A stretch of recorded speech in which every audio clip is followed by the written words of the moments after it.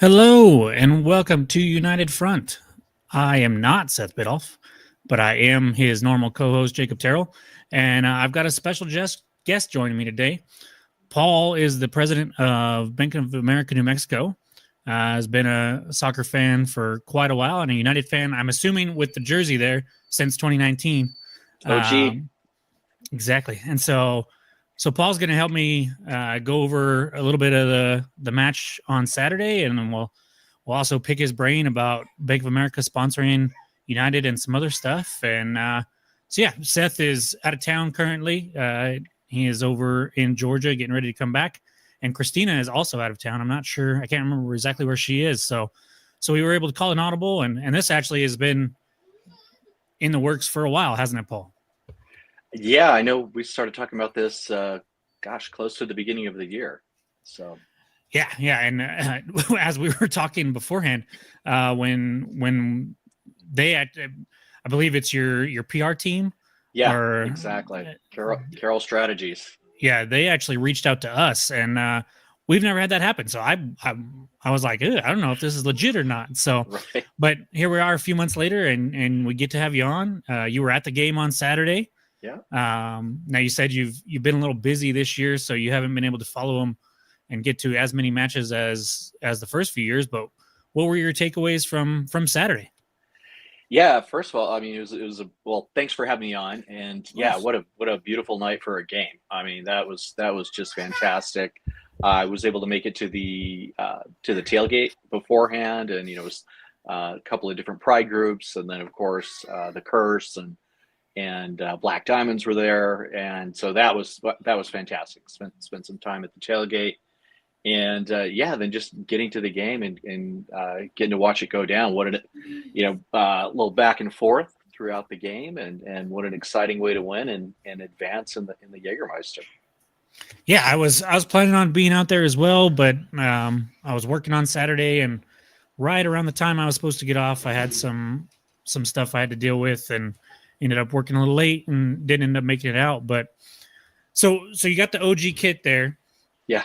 How did you get involved with United? Was it always? I can't remember when Bank of America started sponsoring United. Was it from the get go, or were you just a fan in that first year? We did. We started from the get-go, and I mean, frankly, I mean, I'm sure you know Ron Patel. I don't know if you've had him on, Of course, we have. but Yeah, yeah. So one of the scarves behind me over this shoulder is actually a a soul Albuquerque kit. Yeah. Soul. Mm-hmm. Yeah, so a soul scarf, and so I'd known Ron from before, Lencho, his partner there, and anyway, just when the team was announced and they announced Ron was moving over, he knew I was a big soccer fan and just invited me as part of Bank of America to come and listen to the spiel about what they were trying to do, what they were putting together, and personally, I was all in. Had to talk to the team about it, but we were looking for something cool to do, something new to do. We had been sponsors of the Run for the Zoo for a number of years, and so had put a lot of dollars into that. But so when this opportunity rolled around, it was like, great, love it, love soccer. There's a number of games, versus Run for the Zoo, which is just once a year. And we had the opportunity to be the corner kick sponsor for the first, I'll say 4 years, and I think it was four that we did it. And yeah, it was fantastic. And I'll tell you, I mean, after we dropped that sponsorship for a while, kind of call it a gap year. Yeah, I still had folks asking me about where's the Bank of America corner kick. They got used to hearing that during the games. So you've been a soccer. I'm assuming you've been a soccer fan for longer than that. We were talking before we started here. So what did? Well, first let's back up even more. Are you from New Mexico originally? Yeah, grew up here in Albuquerque. Started playing AYSO here, I think around seventh grade, and played high school, Valley High. Played soccer. Went down to New Mexico State, and during that time I did a number of things. I played rugby. I took fencing class, but Wow. I always stuck with soccer too. So it was intramural, either kind of like an indoor, which was more like futsal really, or club soccer. They had club teams that we could join, like a Las Cruces League, and so played that. And yeah. Anyway, the whole time, I was kind of on and off, playing whenever I could, get together with some either, old buddies or new friends, and played. And again, most of that was here in New Mexico. I did live in Texas for a little while, but even out in Texas, in Dallas, one of my neighbors got me onto a team there, and played Nice.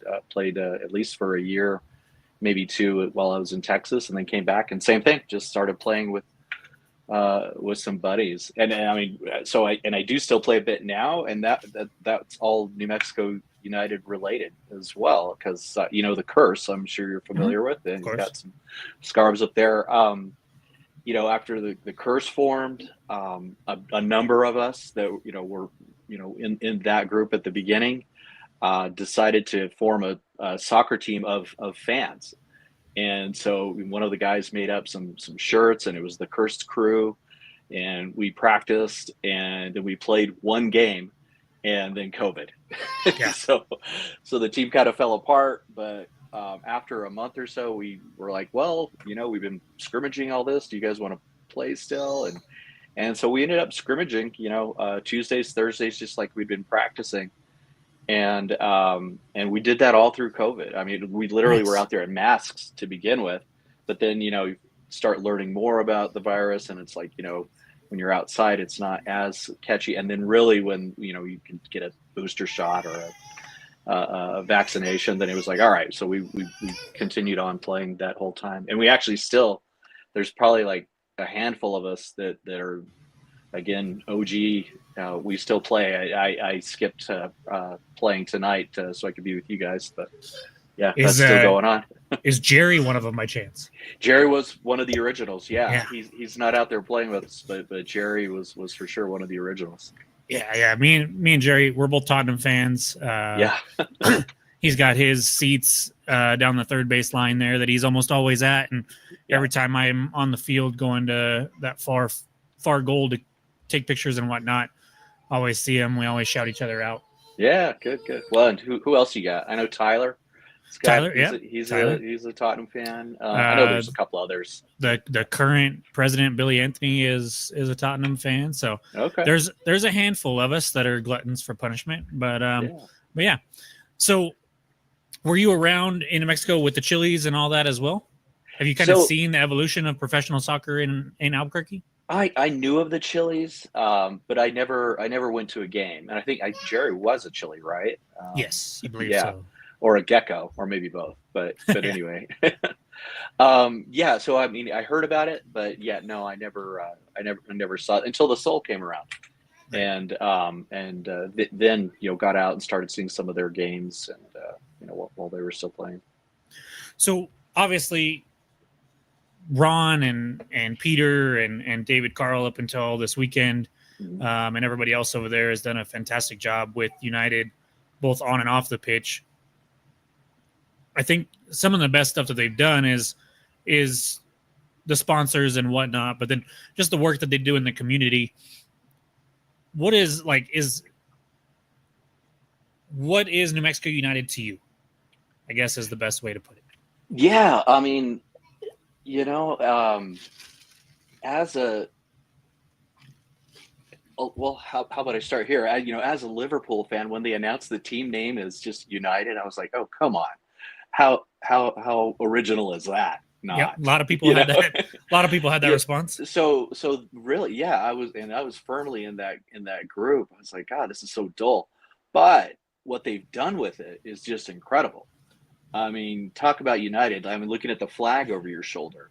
I mean, you've got all of the communities, of New Mexico, and then like we're talking about, the game this weekend was the Pride match, and upcoming soon will be the military appreciation. And then there's, I don't know if it's Black History or African American Night. I forget how they bill it. June, and there was Juneteenth, and there's going to be Hispanic heritage. All this stuff that they do. It is wide open. Soccer is for everybody, and I think that's maybe it's early to talk about legacy, but man, that is, that's going to be, just kind of imprinted on New Mexico, is how they brought so many different people together, all stripes, and I think it's tremendous what they're doing out in the community, and they're willing to share it too. Another Right. part of it is, so often you'll see out in the cornerback, up in that area, the pavilion, I think is what they call it. There'll be some not for profit that they're helping to support, Yeah. or they're giving some percentage of or $5 a ticket from certain sales to support a not for profit. So I mean, it's just tremendous. They're bringing together and they're giving back. It's just fantastic what they've done. So again, going back to United, I mean, nobody lives up to that name more than these guys do, and they took what again maybe might have been a little bit of a not so flashy name, and really pulled the community together. Yeah, they've built a tremendous, like, from a business standpoint, they've built a tremendous brand out of United, and not just the typical soccer team called United, but really making it what they're all about. And Yeah. And I love it. So you're the president of Bank of America, New Mexico. What does that mean? Sure. So so I've got I wear two hats at Bank of America. So my day job is I'm a commercial banker. I work with large corporations around the state, and I'm their banker. I help them out with whatever they need. I try to bring in new clients, book of business, all that. So that's my being a banker job. Market president is a role that they'll choose. That the Bank of America will choose an individual who belongs to whatever line of business it is. It could be the bank, like me. It could be our Merrill side. It could be our private bank. It could be people from operations or other, and they'll choose that person that is connected to the community. Like we talked about, I grew up here. My father was definitely well connected within the community and the state. And anyway, so lots of connections. So the bank wants somebody to kind of be that front person for the bank, the face of the bank, to get out and help bring all of what the bank wants to achieve to the community, and that includes taking care of of course, our clients first and foremost.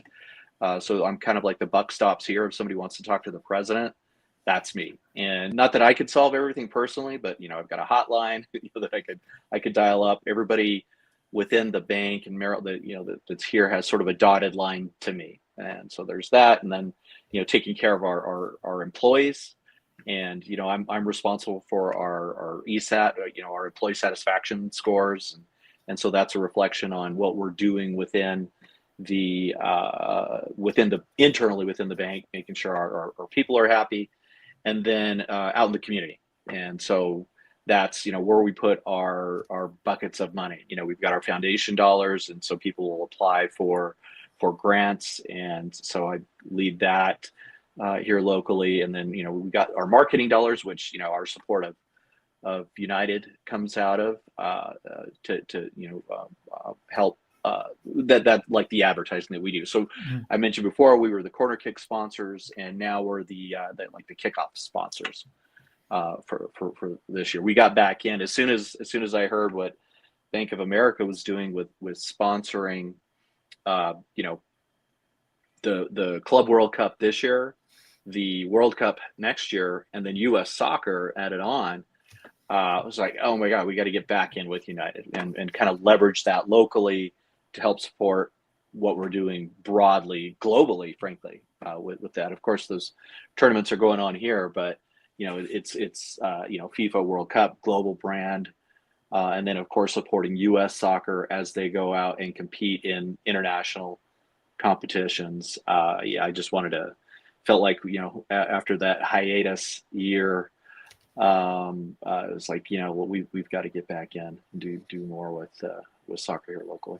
is there, you might be able to speak to it, you might not be able to, but is there a reason the hiatus year happened necessarily, or? Well, like I said, we had been in for 4 years, and then some things changed. Our budget changed, Hmm.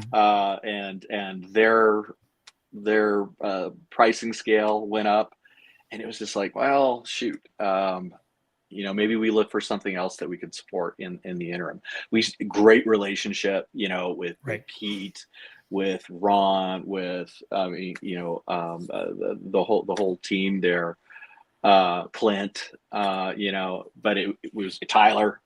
I mean, that whole team. But we just, yeah, again, it was kind of a budgetary thing. They went up, our budget went down, and it was like, well, we've been in 4 years. Let's kind of maybe rotate out. We try to do that with our dollars anyway. Right. Rotate and because you don't want to just keep supporting the same things all the time. That's great, and but to be fair to the community, we consciously actually change up things, who we're donating to, Makes sense. or where we're spending our marketing dollars. So, but again, with this opportunity, it was like, with us sporting soccer, we just felt we had to come back in, and we'll probably shift in and out over the years. I wish we could stay in all the time and Right. come in big all the time, but yeah, So that doesn't always happen. Yeah. yeah, no, of course, and I like the idea of rotating and Yeah. spreading that wealth, so to speak, around the community. Because, I mean, obviously, I do a weekly soccer podcast covering United, so obviously, I love United, but I don't live in Albuquerque anymore. And despite what Justin said over in the chat, I do not hate Albuquerque. I was actually there today, but I did want to move away to raise my kids somewhere else. But that's more my point. Me growing up in a small town, not necessarily me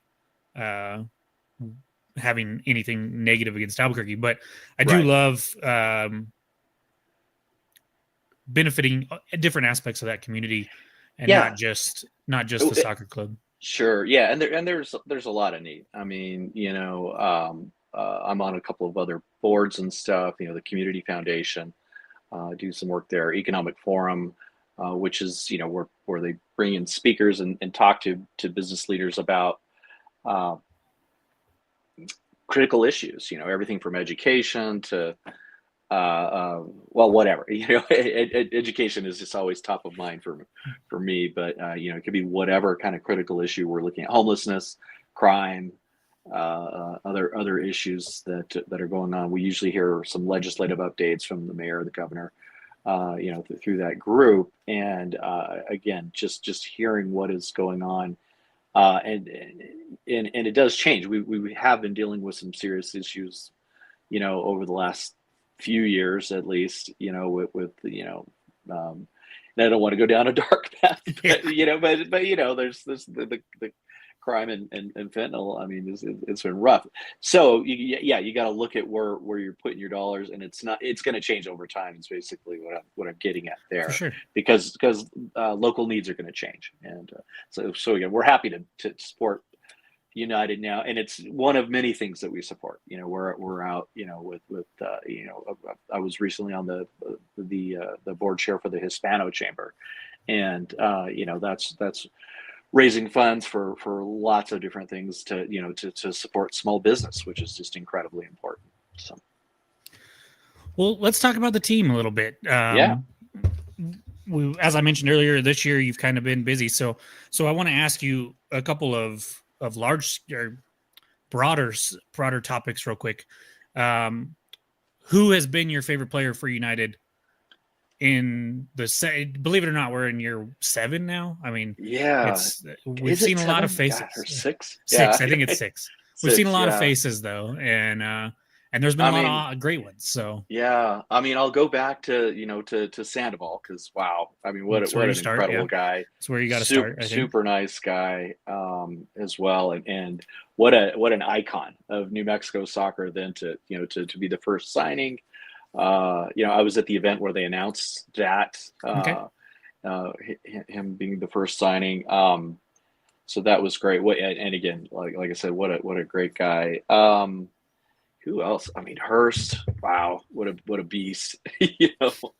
Uh, um, yeah, who's come on this year that's just been on fire. It's like and I forget how to. Is it Among? Among, yeah, Among. Among. Yeah. Wow.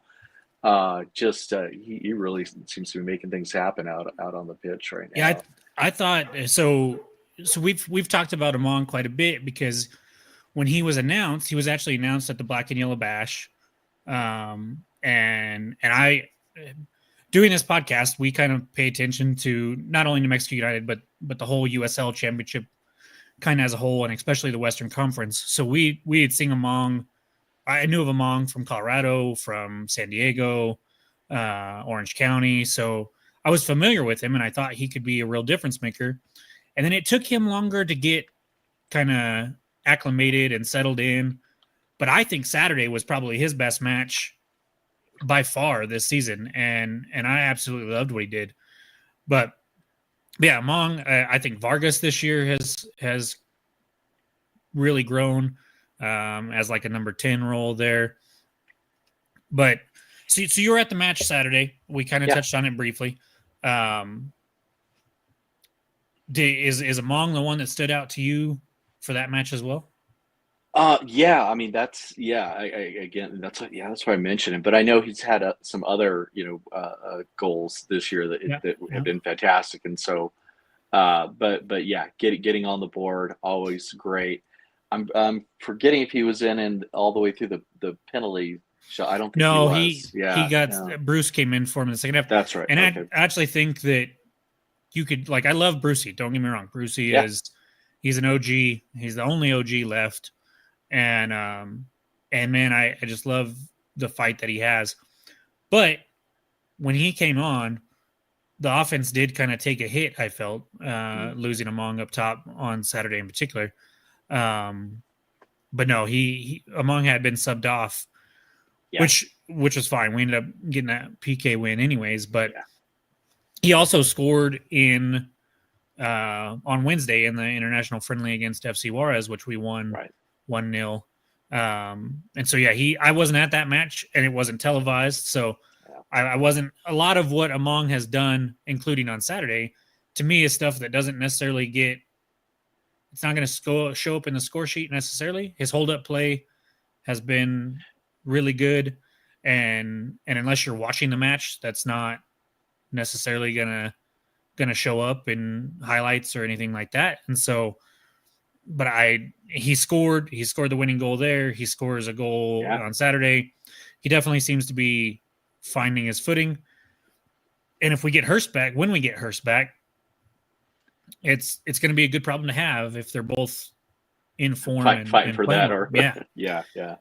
Because I think Hurst started off really good this year, right? He scores like 4 goals in 4 matches, and then starts to tail off and then gets hurt, and we haven't seen him since. So right. So what have you? Go ahead.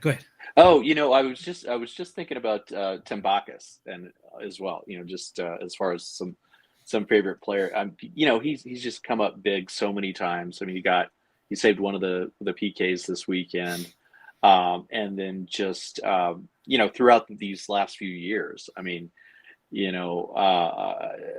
it has just been an outstanding, and anchor or corner piece of the whole of the team in getting those wins, making the saves that he has. I mean, he's been outstanding.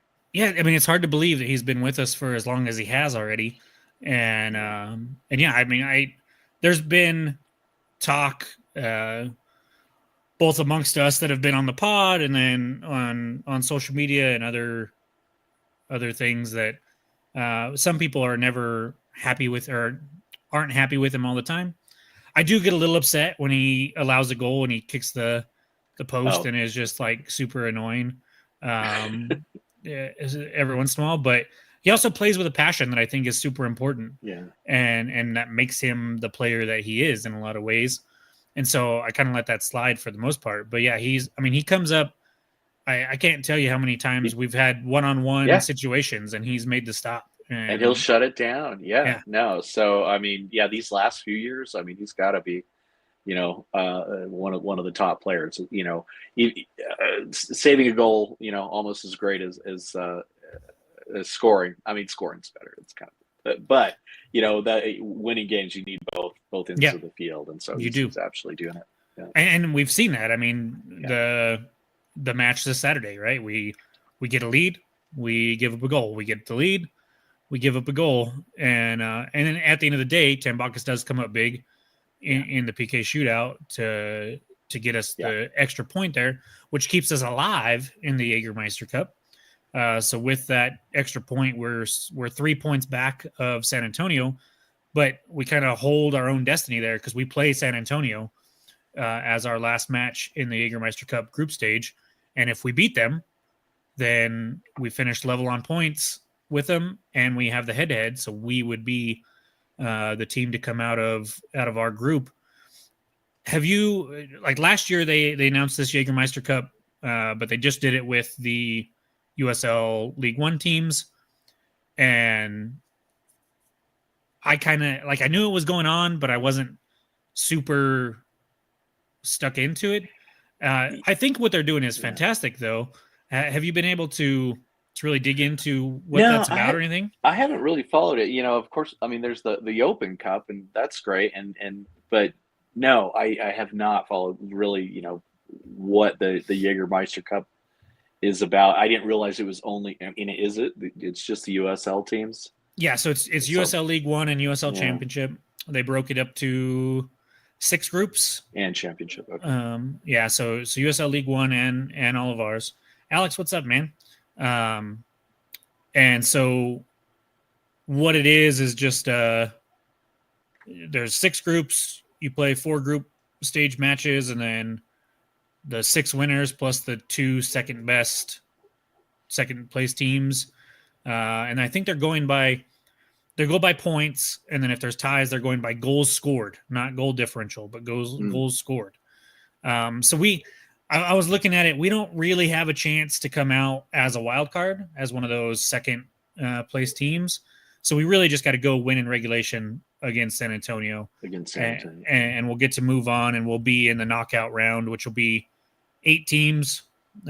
So potentially 3 more matches if we can do it. It's part of the reason why we dropped from 34 matches in the regular season to just 30. And then they replaced those 4 regular season games with the 4 group stage games. And so most teams, they're going to play 34 matches, and then they'll be knocked out of the group, or knocked out after the group stage. And that's all the games they'll play, other than the Open Cup, of course. And so I think it's good. And I think, I don't know how much you've been able to keep up with the USL news in general over the last few months, but at one point they announced that they were going to put in to get sanctioned for a Division 1 or league. Right. Yeah. So that's really interesting conversation. It is with advancement and relegation as well. So that would be tremendous. Obviously, I mean, we were talking about, you're a Tottenham fan and I'm a Liverpool fan, and and that's how most countries, most leagues are set up, across the globe, is the promotion, relegation.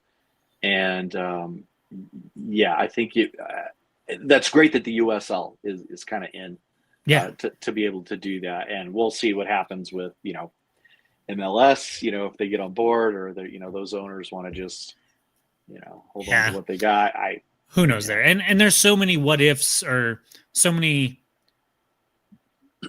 different question marks there before we even get to the D1 league and everything like that. But Justin over in the chat says that the Jägermeister Cup is going to be interesting with D1 in the future. Yeah, and that's what I was going to throw out there, was when we get to a D1 with USL Premier or whatever they end up calling it, and then USL Championship, and then USL League One, and we have 3 levels of the soccer pyramid competing in this kind of Open Cup style format. It's going to be even better then. And I think it's something that, even though it's the first year with the USL Championship teams in it, it's already at first I was kind of like, yeah, okay, whatever. It's just another competition. But but I do think it's fun. I think like I was able to go watch Union Omaha play New Mexico in New Mexico a couple months ago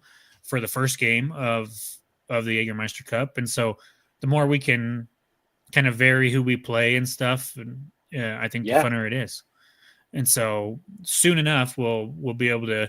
The USL League One teams aren't doing great in the competition right now. I think there's only one group that a USL League One team can win, but I think they're getting the opportunity to play, you yeah, know, so to step up, and I mean that's what's great about Open Cups. I mean, right. you know, when it happens in England and you get a fourth or fifth level team that all of a sudden they're beating, you know, a second or exactly or a Champions League level team. That's that or championship, excuse me. But that's and love to see it. Or even with our Open Cup with there's that team out of California, El Farolito, the burrito boys over there. They've pulled some upsets the last couple of years that have been fun to watch, and then not only that, but like us, like we got to host Real Salt Lake last year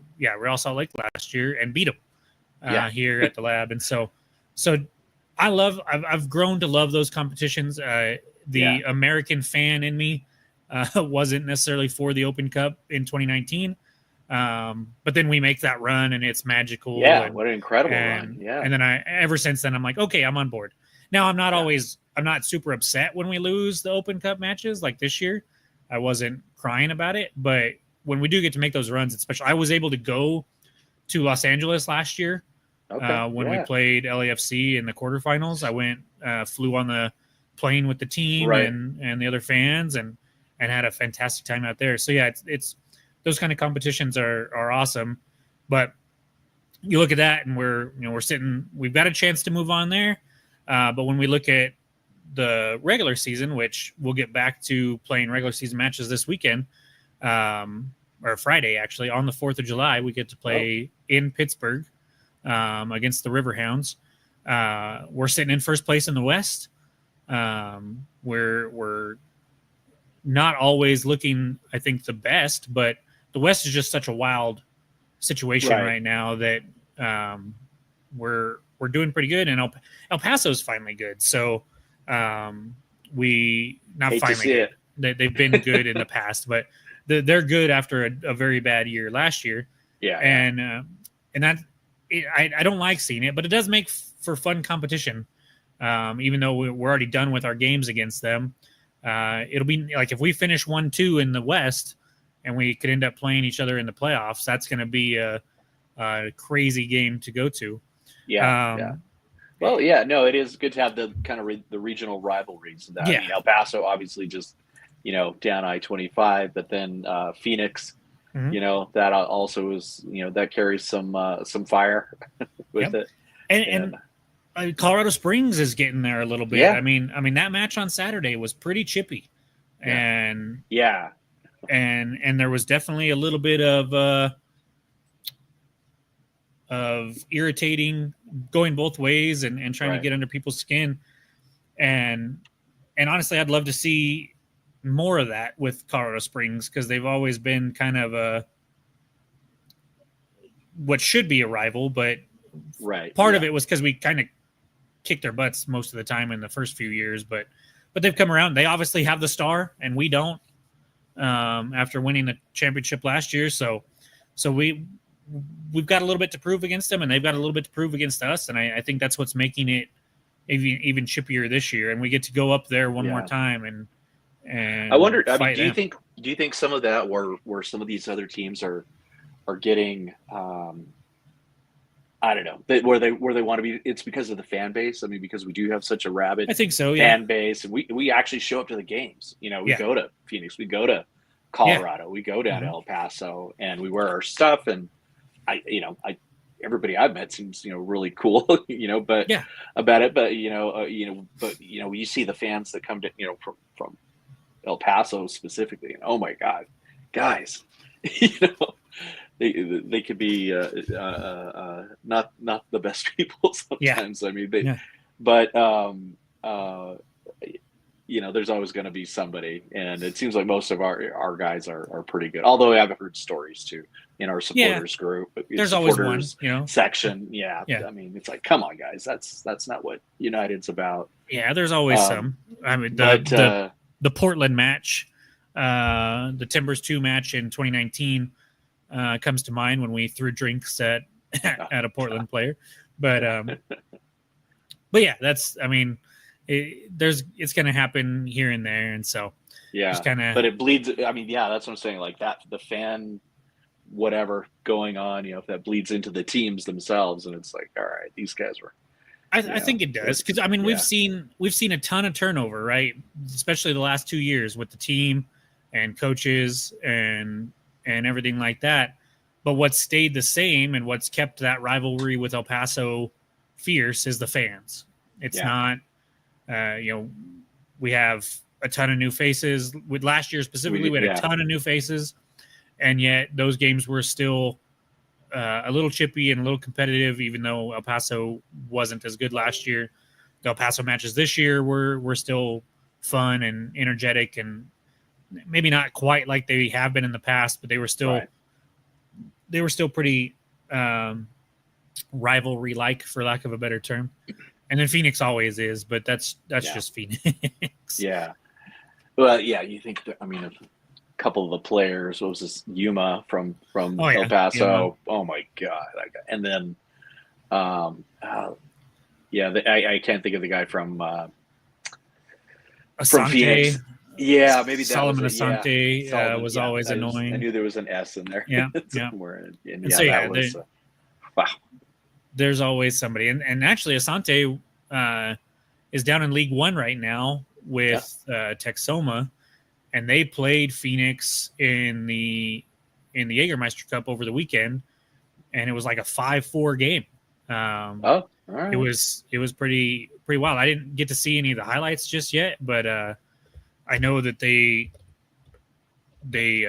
was tied 4-4 at one point, and I mean, if Texoma put up 4 goals, I wouldn't be surprised if he got a couple of those. If he got at least one. Let's see. Yeah. Oh, he did not actually. But yeah, so 5-4 was the final there. But yeah, it's fun. We've been. He wasn't in the match, but it was crazy according to Andrew. So we've got a live chat over here. I know you're on your phone, I think. So it's I could actually see them. Can you? Okay, I think you're seeing it before I am, but yeah, they do pop up. Yeah. And so yeah, Andrew's our researcher when we're doing the podcast, and he's on here because he always pops up with what we get wrong. He's our fact checker. Some facts. Okay. Yeah. So when it comes to United of years past, have you had a favorite moment or a favorite game that you were at, or anything that really sticks out? I mean, we talked about that run, where we went kind of deep, in was it the first year that we were in? Yeah, the Open. In the Open, yeah. And I wish I could have gotten on that plane and gone up to Minnesota. Watch them play the Loons. Yeah, but that sold out so fast. I just remember just the excitement of that first year. Either not Sandra. Whether it was at the games or cheering on TV. I mean, I don't know that anything, specific moment goes on, but that first year was just so energetic, and we had season tickets through the bank at the time, and it was just, I was at every single game, and really just enjoying it. I got to say, the camaraderie of being out there with the fans every halftime. I get up and I walk the concourse and just go chat. I get so many friends there, whether they're like old friends or they're community friends or the guys I play soccer with or whatever. It's just great seeing all those folks out there enjoying this local team, and can't wait till we have like a real stadium, and can do that. And wonder what the concourse is going to be like on those. I have no idea, but what that's going to look like. But yeah, I mean, just the camaraderie being out there with a friend. I'll tell you a funny story. As I took my kids, it was around a 4th of July ish game. It might have been like a July 7th or something a few years back, and we bought supporter tickets, and because I was just like, oh yeah, let's do this. This will be a blast. It'll be fun. And my kids were not having it, man. No. They were younger, and they were just like, it is loud. The smoke was terrible. It was hot. I mean, like I say, it was like a July, like an afternoon game. I don't even think it was an evening game. It was kind of an afternoon game, and they were just miserable, man. So that's that definitely sticks out. That was kind of funny, but and so their excuse they never wanted to go to another game after that. They're not the soccer fan that I am, and they certainly do not want to be anywhere near the supporter section. I sat there once. So I had season tickets that first year as well. And I used them for 4 or 5 matches, maybe. Mm-hmm. And then we started the Somos News, the newsletter, and we ended up getting media passes, and I ended up, taking pictures and videos and stuff like that. So I was usually on the field after that. But I have since then, like the Phoenix, no, the Las Vegas playoff match last year. Me and my wife and a couple friends went as fans. Okay. Yeah. And I went down on the pitch afterwards for the presser, but that was it.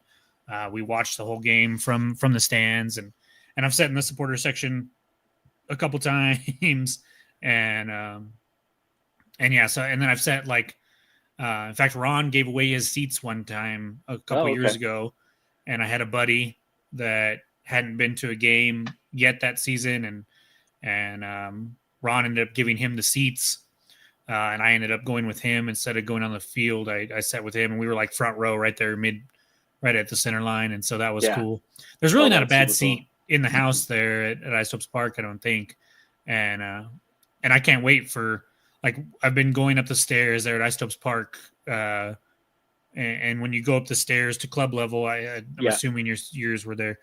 You go up those stairs, and it's pictures and jerseys and everything like that from all the Istopes and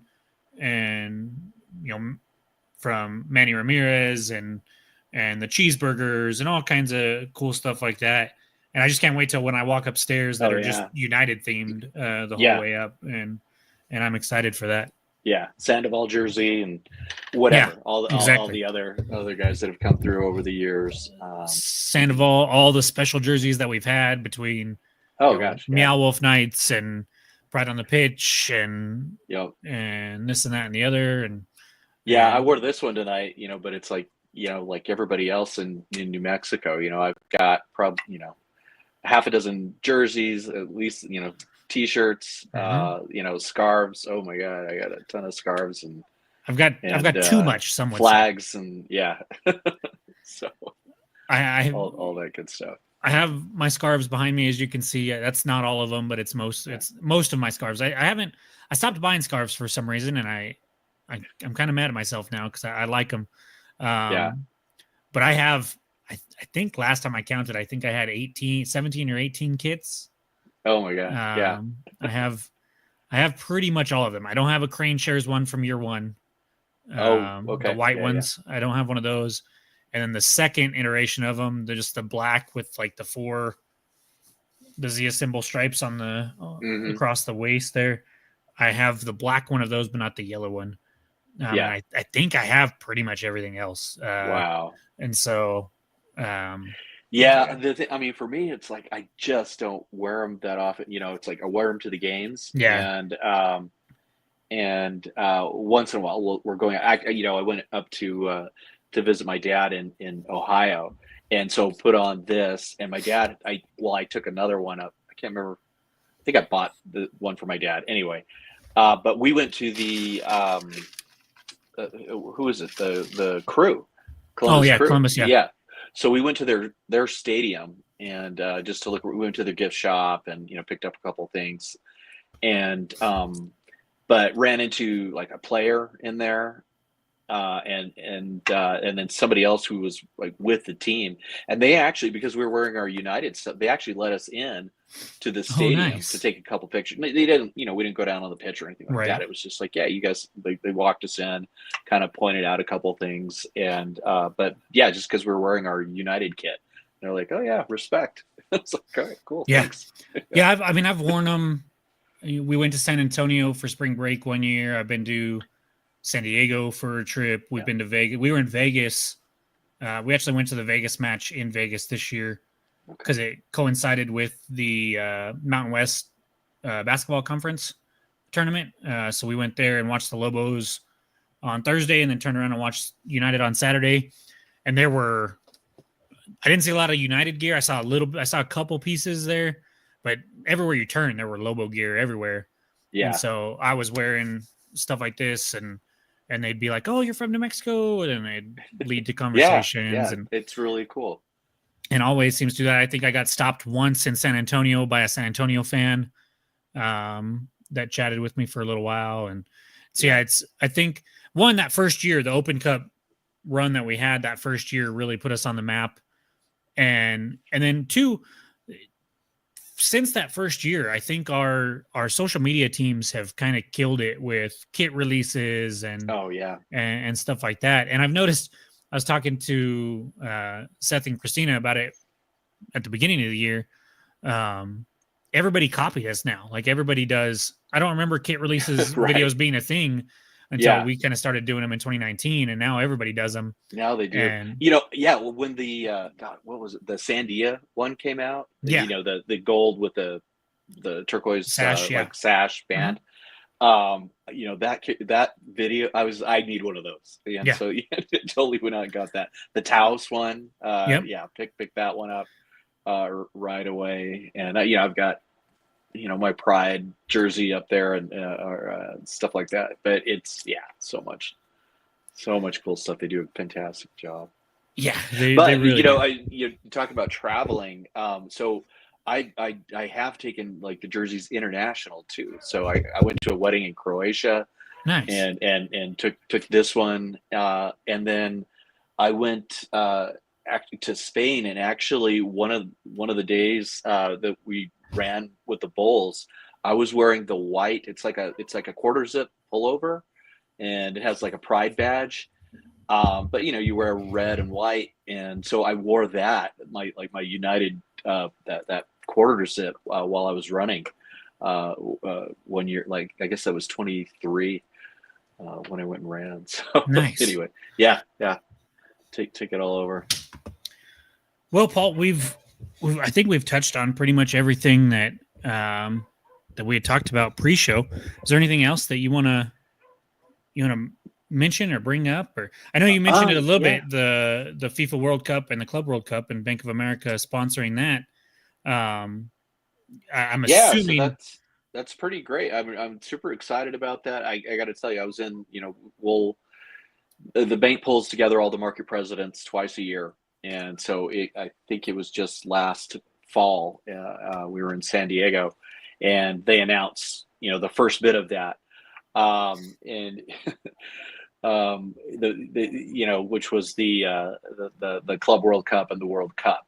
We weren't in on the U.S. soccer at that point yet, but Club World Cup and World Cup.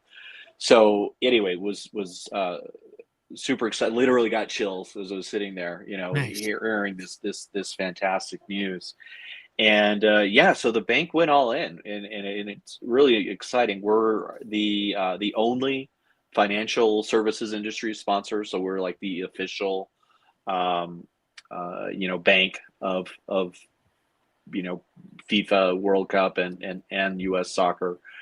I think I mentioned that as part of that, and I can't remember if it was when we were chatting earlier, and it might have been with the other guy, that Josh, but like actually got to meet Tim Howard at an event. We in March we had another market president meeting, and we got to go out and have an event with I'm forgetting their name, the Sun, or they might be the Soul also, but it's the Tampa. There's a brand new Tampa women's team.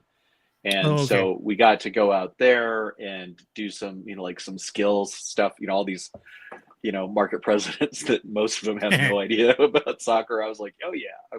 So like I said, I wore this jersey and I have my Liverpool underneath to go to this event, and the women there were awesome. But again, it's just all of soccer in the U.S. that we're like the major sponsor for U.S. soccer, and then that event was fantastic. Again, Tim Howard was there. I got to surprise him with my Liverpool jersey that was underneath this one, and he was a good sport about it. I got good. Some couple of funny pictures with him, like cringing, but I took a nice one later. And so it was good. It's just incredibly exciting. I can't wait to see what Tampa Bay Sun. There you go. And they're champions, even better. But yes. Anyway, so super excited for World Cup to roll out next year. We'll see how things go with the Club World Cup this year. I saw that Real Madrid made it through today, and Trent got an assist, his first with Real, so that's good. Yeah, I didn't realize he went there. Kind of a loss for us, but we actually picked up a really, oh god, I'm forgetting his name all of a sudden now, but we picked up another defender, and Kirkies, I think is his name, something like that, and anyway, supposed to be just really solid. I haven't seen him play, but supposed to be really solid. And yeah. Do you have any other teams besides Liverpool that you follow around the world, or MLS or anything like that? I used to be a big Real Madrid fan. I'm sorry, Barcelona. I just had Real on the brain. Used to be a big Barca fan, and that had to do with like after the 2010 World Cup. Actually following Luis Suarez to when he went and started playing for Liverpool. So then I was watching Liverpool at the time. But then when he went to Barca, it was like, oh wow, he was just such an electric player. And then getting him on the team with Messi, I mean, it was just what an incredible time to watch some ball. I mean, those guys just tore it up. They were so good, and they just fed off each other. It's like they knew what the other was doing, and so both of you'd see both of them with like 30 goals in a season, just these crazy numbers, because they knew the other guy knew how to play, and so they just make these ridiculous passes into nowhere, but the other guy would be way ahead of him and get it. So it's just but yeah, currently it's I love watching Spain play still. I've gotten into watching England play a bit. Brazil's always fun to watch. Yeah. Well, maybe not the last. Yeah, but I think they'll be good again. Yeah, they're fun until they roll around on the ground, and but that comes with the territory, I guess. Comes with the territory. Yeah. So that's good. I cheer on Mexico when they're not playing U.S. It's like they're our cousins to the south. And so definitely, and a lot of guys I play with, from Mexico, and so want to see them do well unless they're playing us. Yeah. So when it comes to United for the rest of the year, I think you'll be able to make it to a few more matches.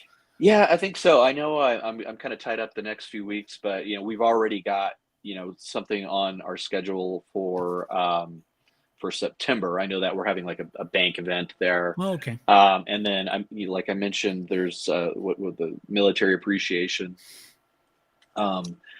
things like that. Like we have these affinity groups that we help support, and so we'll be out there for like Hispanic heritage and other things like that. And so and then I've got like it was a raffle prize or something that I could give away, and I think it was a raffle, and so I've got like a pass for four Upper Deck tickets. And so looking forward to that. And I got some friends. I was invited. I was it was a bank event this weekend when we went for Pride on the Pitch. We were with our LGBT affinity group and went and all sat together. But at the same time, I had an invitation from a friend, a business owner who, they invited me to their box, and it was like, oh, sorry, I'm with my bank team. I can't make it up and enjoy, let's just say, enjoy some delicious pizza. Yeah. So anyway, had to turn down that invite, but hopefully there'll be another one of those in the future. Nice. Yeah, so I'm looking forward to it. We play Pittsburgh. This was kind of different than our normal podcast as far as really digging into some X's and O's stuff, but without knowing too much about Pittsburgh, do you think we can come away with a victory there? Absolutely. How about that? I don't know. I have no idea what Pittsburgh's like. So I don't know how they're playing this year, what their season looks like so far. Let's see but with here. United, heck yeah. I believe so. They're currently sitting 6th in the East, 5 wins, 2 draws, 6 losses with a -1 goal differential, sitting on 17 points. Yeah. I think they're better than they were last year, but they definitely Pittsburgh and Charleston. I always think of as like the OGs when it comes to the USL, and then Lily Ball. Bob Lilly's been over there as their coach for as long as I've followed it, and they kind of have a reputation of just 1-0 wins, kind of boring. Oh, really? Just getting the win. In the bus, or not really. They're just real defensive minded, okay. and that it kind of has seemingly. They still play a similar brand. In fact, so they played Saturday against a USL League One team and won 1-0. They beat Tampa 2-0 or 2-1. They lost 1-0. They won 2-0. They lost 1-0. They won 1-0. So yeah, it's very much similar style as they always play. They're always competitive. They're always going to be in a game. You can never really count them out. So I expect a tough battle for sure. I'm loving the way our offense is playing right now, though. Yeah. We 4 against San Antonio last weekend, and then 1 against FC Juarez with our main guys really only playing 45 minutes. Because it seemed like to me that we played our starters for the first half, and then the second half we made kind of wholesale changes. Got to see a lot of academy kids. They got to play. We didn't get to see them unless we were at the match with no TV broadcast of it. But from everybody that I talked to, the academy boys looked really good, and so that's always nice for them to get some time on a pitch against Liga MX team and stuff. And then 2 goals and the PK shootout now against Colorado Springs. So the offense is coming around. Kalen, we didn't mention Kalen earlier, but when it comes to United Greats, but I think he's on that list of players that for sure. I think are in the running for the Mount Rushmore of New Mexico United players. He's been here since 2020. So he just missed the first year. He's been with us ever since, and has kind of been a staple on that back line when he's healthy. And it sucks that he broke that collarbone and is out for 4 to 8 weeks. But I think the defense will eventually adjust and make the adjustments that they need to do to start getting some clean sheets again. Tambakis is 1 clean sheet away from I can't remember now if it's the record. I think it's the record for clean sheets by a USL Championship goalie, if I'm not mistaken. And he's tied with, I believe, Evan Newton, formerly of Indy and El Paso. And so if he can get 1 more clean sheet in the USL regular season, then he will surpass that and hold that record himself. And so still waiting for that. But I do think, I think against Pittsburgh, it could happen. Sure. If they're only putting up one goal a game, and not a whole lot there. With our offense doing well, right. But I'd like for him to do it here at home in front of the curse and everything. But we'll have to see. I think it's I think we've got a good chance of getting 3 points, and with the way the West is standing, we kind of need that, because as of right now, oh, come on, computer. As of right now, we are in first place, 2 points ahead of El Paso, but we do have a match in hand against El Paso. And then we're 4 points clear of Tulsa and San Antonio, 5 points clear of Phoenix, 6 points clear of Monterey Bay, and so on and so forth. So we're in pretty good shape. We've got a match in hand on just about everybody except for Tulsa, who has a match in hand on us. And so every point that we can get is vital. We're not quite halfway through the season, but we're getting close to that mark. Right.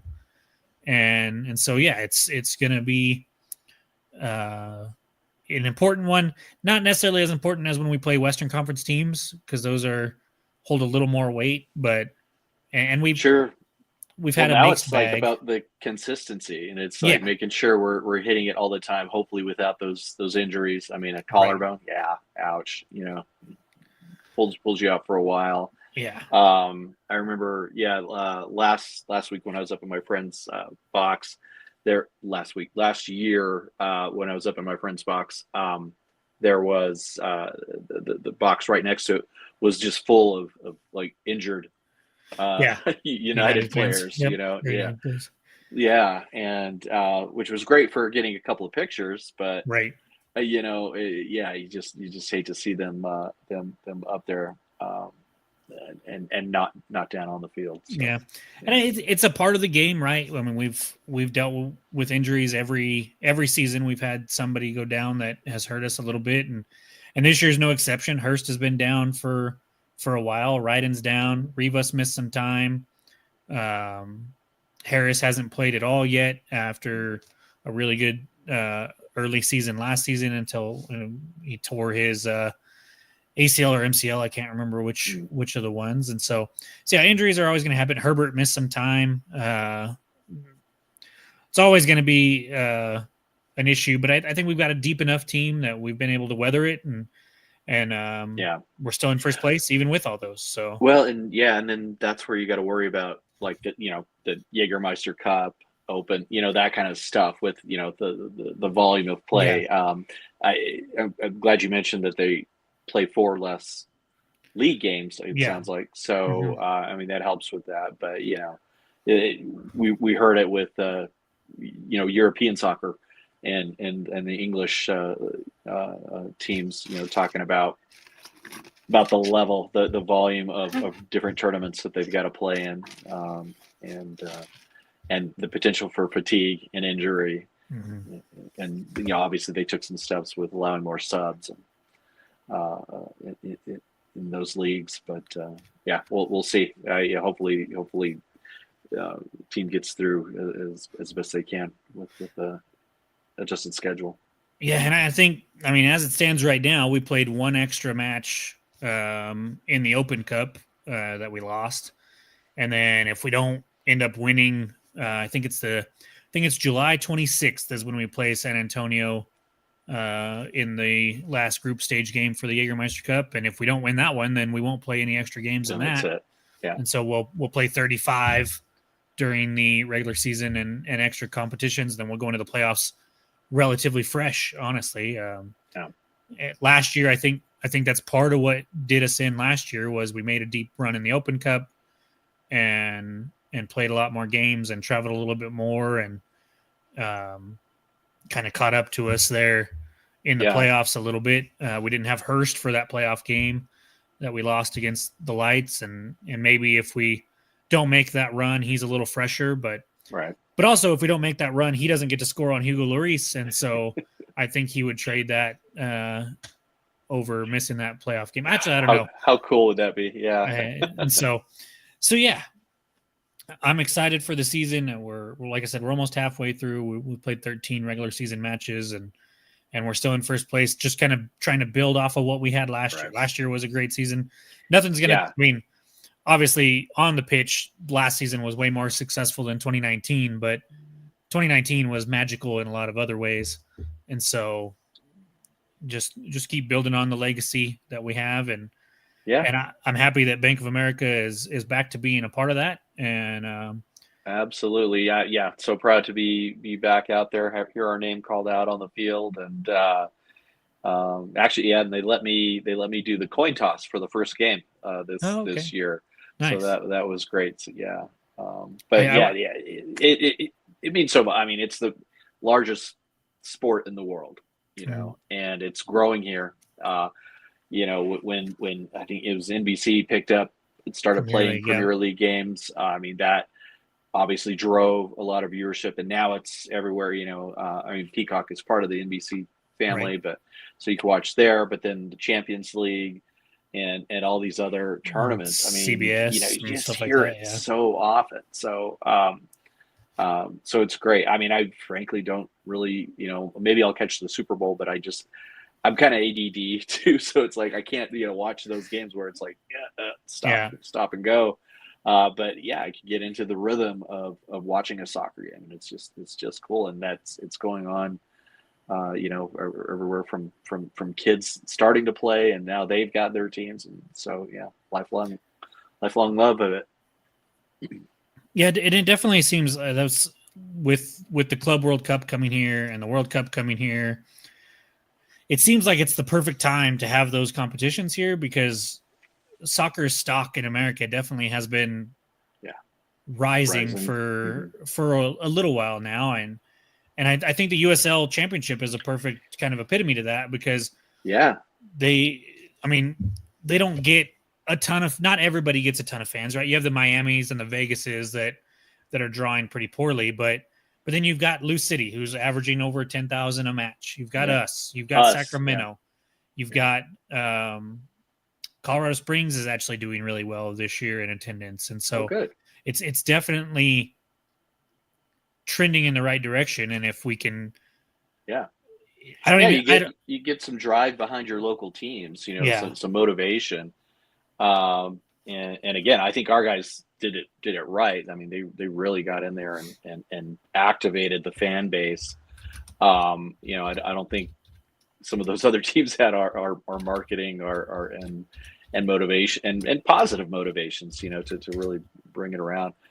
Um, but yeah, you're right. Yeah, I think I 100% agree that you've got like these, call it like a AAA team, in the market, and it just helps drive the sport. Of course, the comparison just being with USL AAA, but yeah, it's tough. yeah, and I think with the World Cup coming, I don't even think US has to have a really good showing for No, I mean, it to continue to grow there, and so yeah, no, I mean, yeah, it'd be cool to see. I would much rather, frankly, see a women's, US game yeah, right now than a men's US. yeah, I yeah, the women are amazing, but yeah, oh my god, like some of the teams we talked about before, I'd love to see a Brazil, hmm an England, Germany, Italy.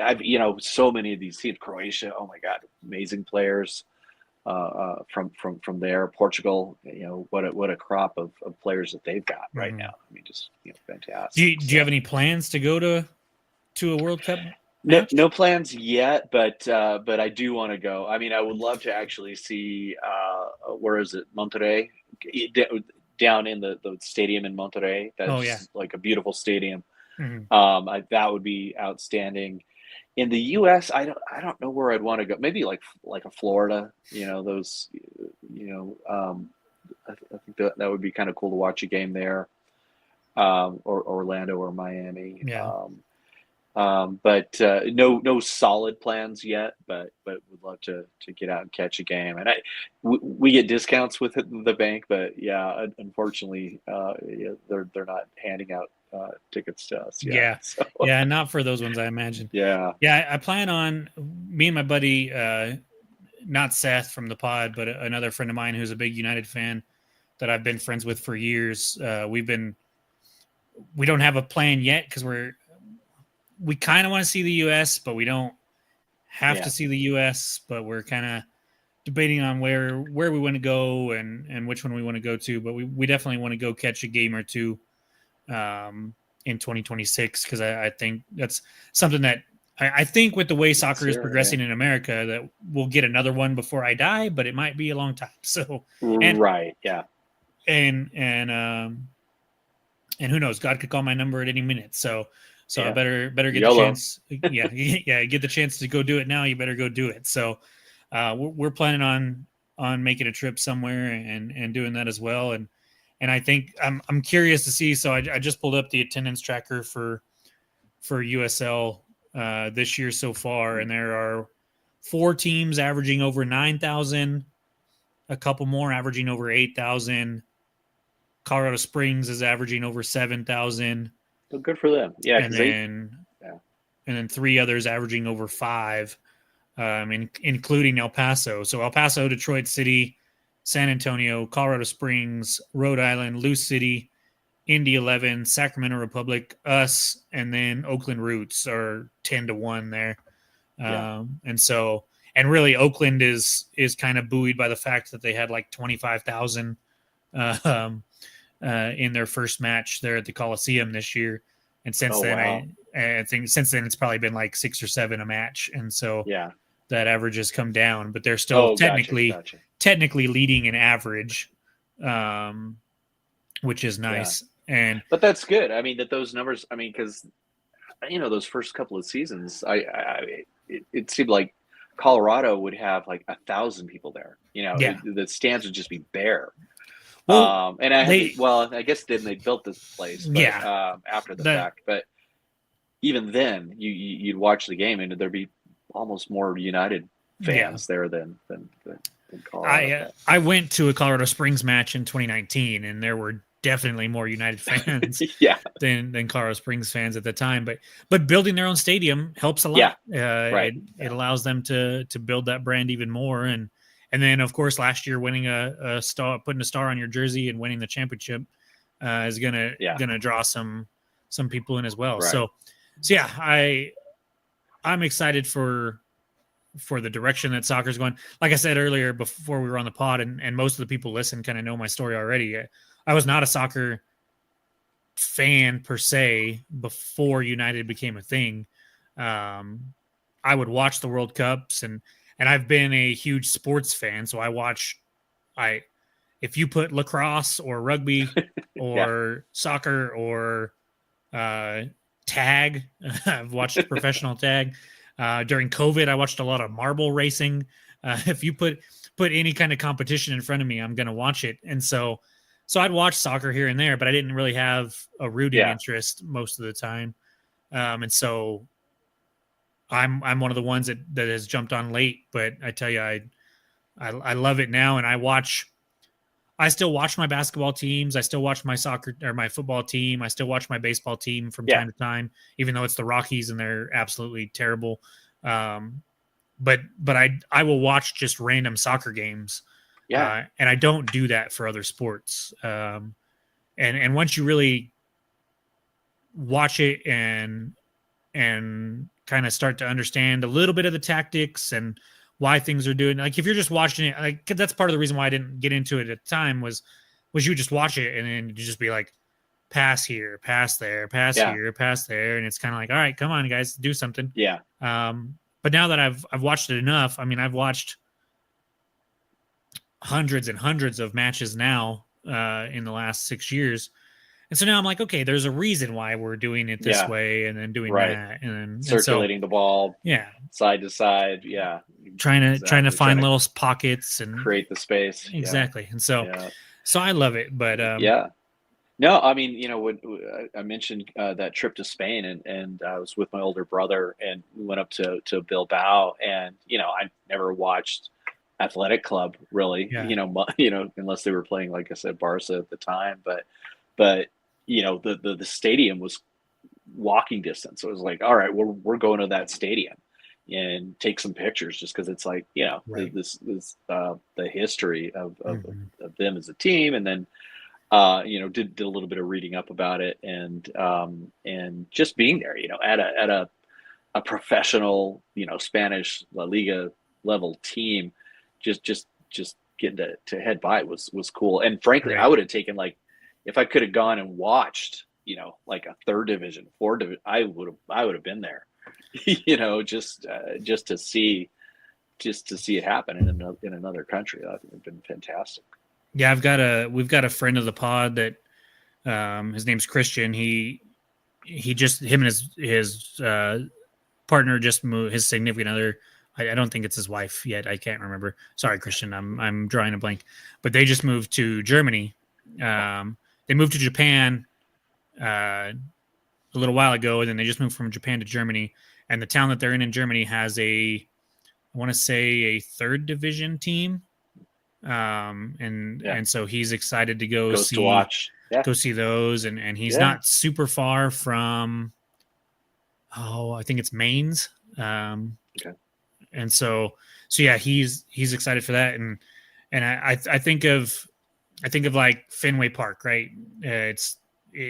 Or Wrigley Field for baseball, like the history that those places have. And then you start talking about some places over in Europe where they play soccer or golf. I don't know if you golf, but I'm a big little bit golfer and a big fan of golf, and would love to go to Europe and see Scotland and Ireland, where golf was kind of born, and the history that's over there. And then while I'm over there, shoot down to England or somewhere else and see some. I mean, obviously Tottenham Stadium is brand new, but you can still see some cool historic stuff out there when it comes to soccer and everything like that. And so yeah, that's super cool. And I love that. And you can bet that if I do make it out there, I will be repping New Mexico United. Right. When I go. Wear the colors, wear the jerseys. I will be wearing the jerseys for sure. And if it's cold, I'll wear a scarf and a jacket and everything else, because I've got a little bit of everything. But absolutely. I think that's all we've got for tonight, Paul. Cool. Any parting words, any final words of wisdom from you? Yeah, just thanks for having me on. Really happy to share a bit of my history of really loving the game.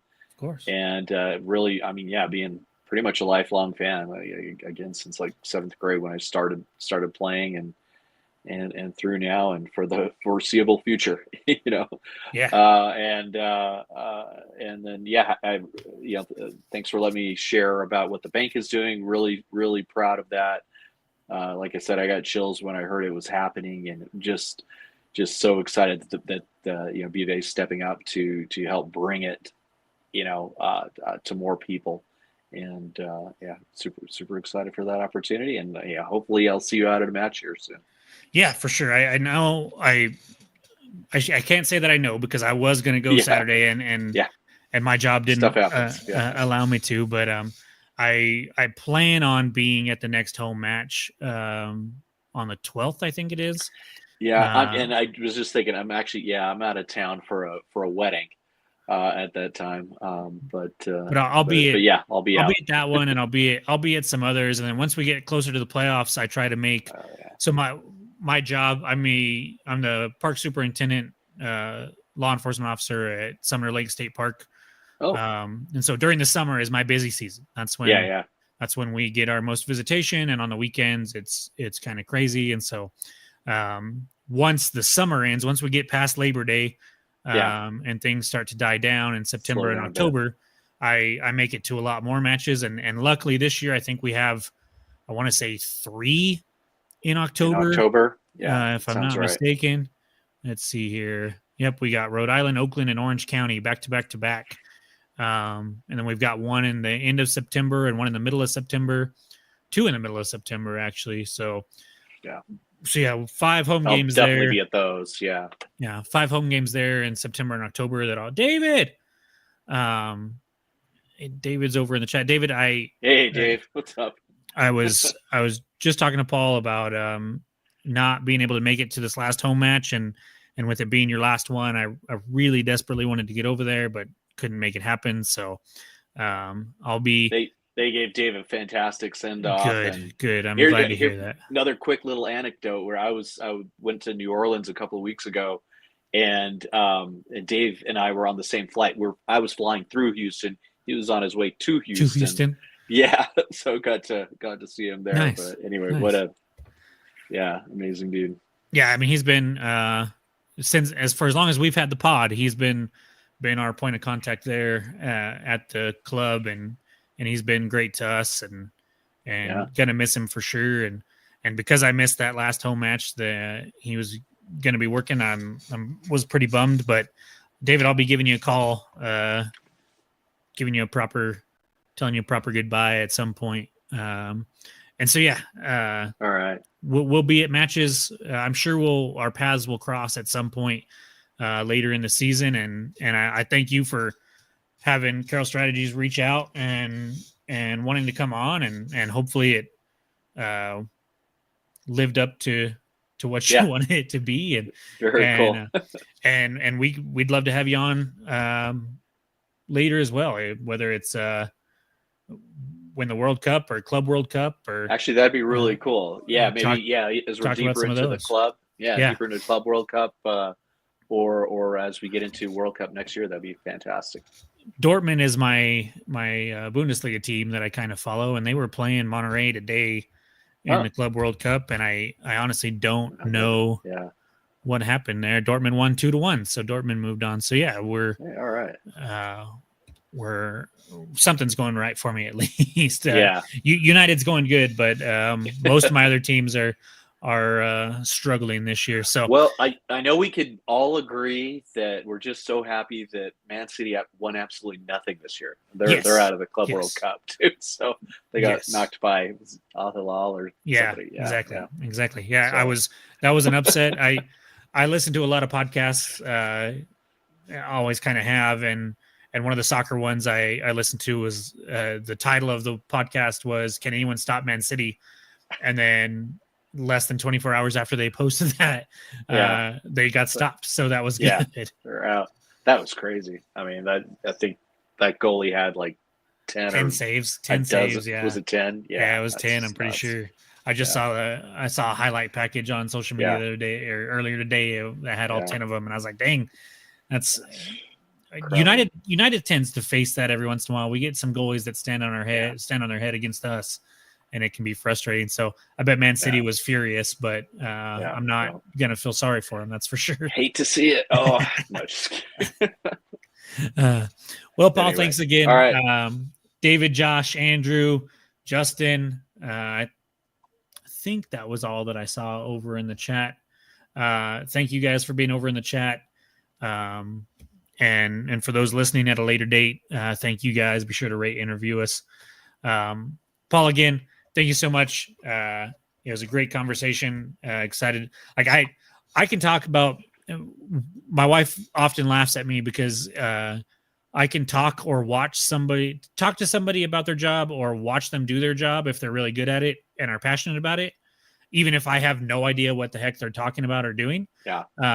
And so you definitely are passionate about soccer. I can tell you're passionate about your job and the community, and that to me is success. If you're doing something that you're passionate about for a living, and you are passionate about other hobbies that you get to enjoy, then you're on top in my book.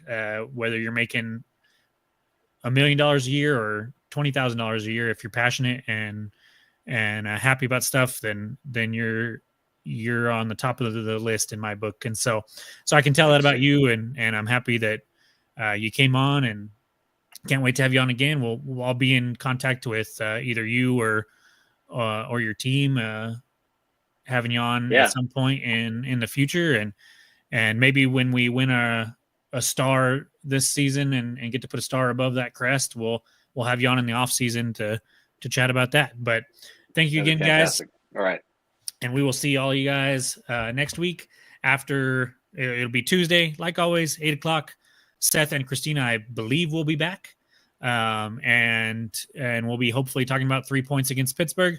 My prediction personally is a 2-1 win against Pittsburgh. And hopefully that comes to fruition and we can talk about it next week. But until then, love y'all. Somos Unidos.